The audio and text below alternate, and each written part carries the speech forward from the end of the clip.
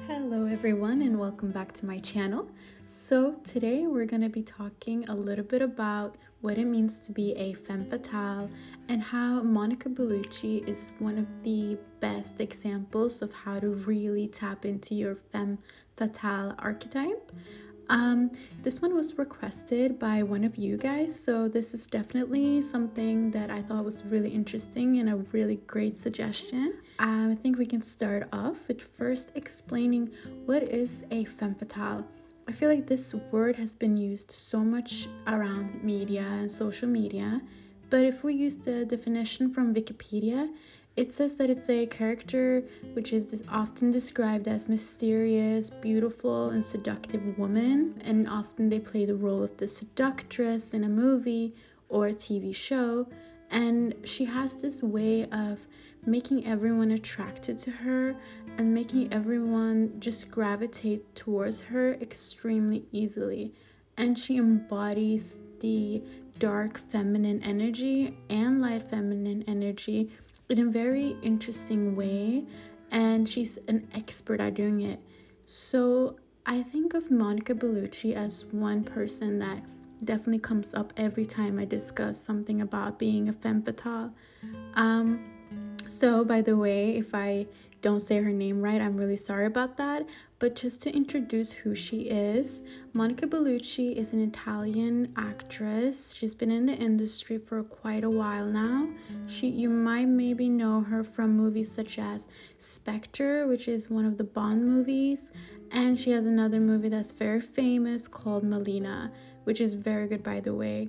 But I think Monica Bellucci embodies femme fatale because number one, she understands that a femme fatale is always putting independence as something important.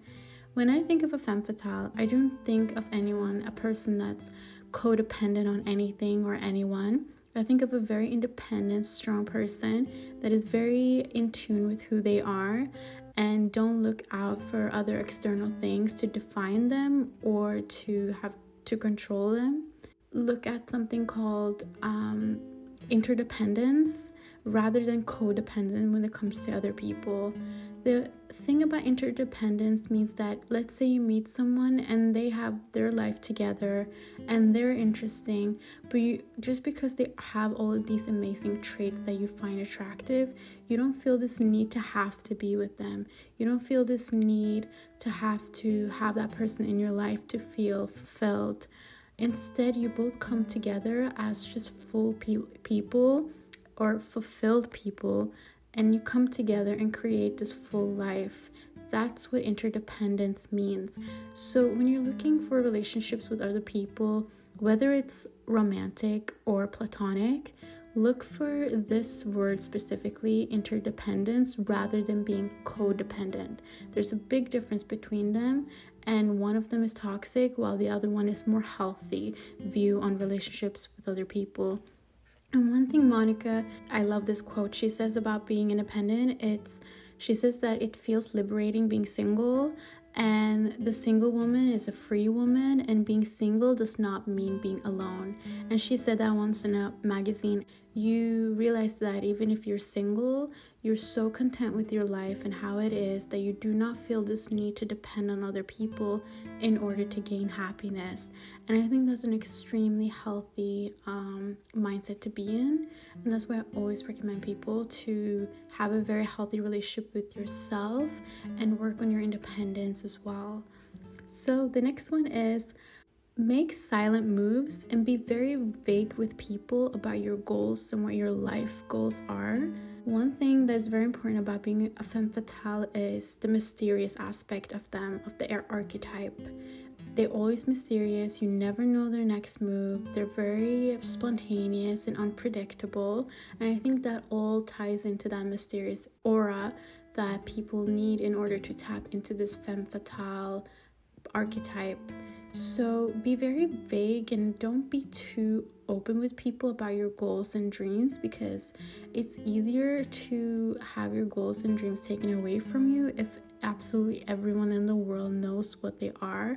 Because as much as you want to be positive and you want to think the best of people out there, some people maybe do not wish you the best, and they kind of don't want you to reach your goals, and that's rooted in jealousy and insecurity. And there's a lot of people like that, unfortunately, in the world. They just haven't learned how to be okay with themselves and happy with what they have, so they want other people to be miserable as well. So that's why it's very important to be very selective with who you tell your dreams and goals to, and all of your moves that you want. And one thing I try to do is I write down my goals, I keep them to myself, and then when I've reached them, I'll celebrate it with everyone else. That way I feel like I can have something for myself, and I'm maneuvering through life in a silent way, but it can't be taken, my goals can't be taken away from me if you don't even know what my goals are.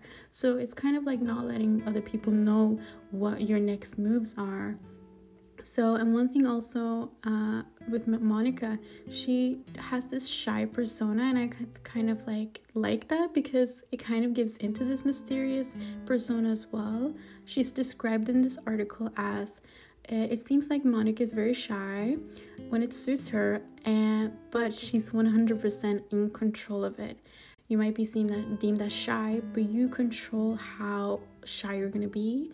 If you want to share certain things about yourself, you know what times that it's appropriate and when it's not.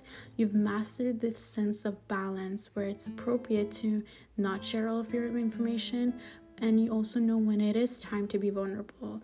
And I think Monica definitely shows that, and through that article as well. And the next step in being a femme fatale is connected to what I just mentioned, but don't be an open book. People should earn getting to know your whole story. You shouldn't just give it off for free. I think it's important to just realize how much you're worth and how much your story is worth and your life story is worth. So that's why you shouldn't let everybody that you meet know about it. They should prove that they're ready to know about your story and who you are as a person. Monica does that as well. She's very introverted. She's described as it, and she even describes herself as a shy person again. And I think it goes to show that I'm also shy as well, but it goes to show that we show who we are to the people that showed us that they deserve it. They deserve getting to know us. They're good people, and they therefore deserve to be in my life and be connected with me. So it's all about knowing your worth and knowing who deserves to know about your story and your struggles and your dreams, and being very, very smart about it. Sharing everything with everyone can backfire. It's like opening the door for chaos, which is not what a femme fatale would ever do. She would focus on a small group of people that deserve it, and the rest can guess whatever they want about her. So another thing about the femme fatale is she's not afraid to go against social norms. A femme fatale is often described as very rebellious. They are rebellious people who follow their own rules. They don't care about what other people think or what social norms are, and they might have a bad reputation because of that, but that's not for them to care about.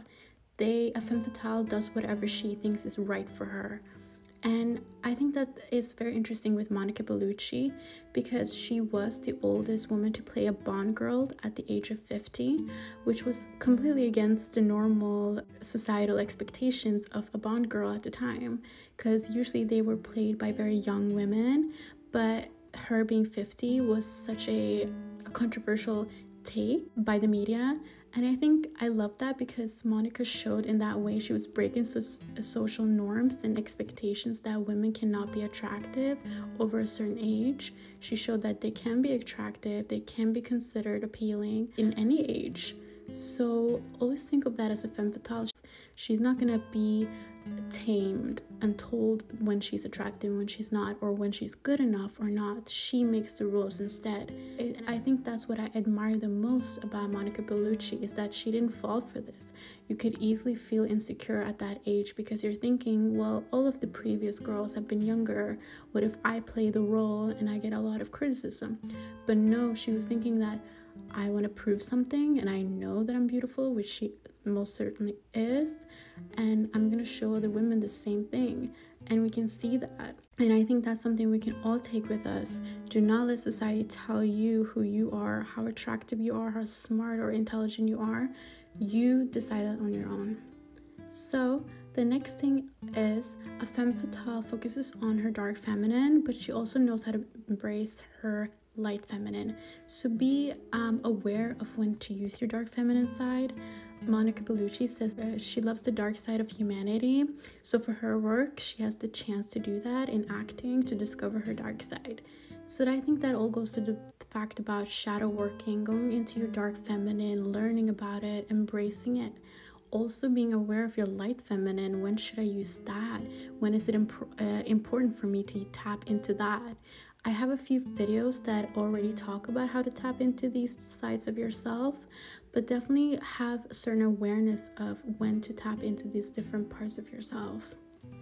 So last but not least, develop your own femme fatale aesthetic. I think an aesthetic is very subjective. You can decide yourself what a femme fatale aesthetic is, but often in media it's this dark vampy makeup, red lipstick. Monica Bellucci once said that if you want a man to notice you, wear red lipstick. And I think there is something about that, because red lipstick is so attractive to so many men. So that's like something you can connect with your femme fatale aesthetic if that's something you enjoy. But I think the most important thing is you just need to be confident in your looks, and we all look different. We all look good in different ways. So make sure to find out what looks good on you, and if it feels good on you and if you feel confident in it, you will embody the femme fatale aesthetic effortlessly. So I hope you guys enjoyed my video. Please let me know what else you want me to do for the next video, and please comment, subscribe, share, and like, and I will see you guys very, very soon. Bye.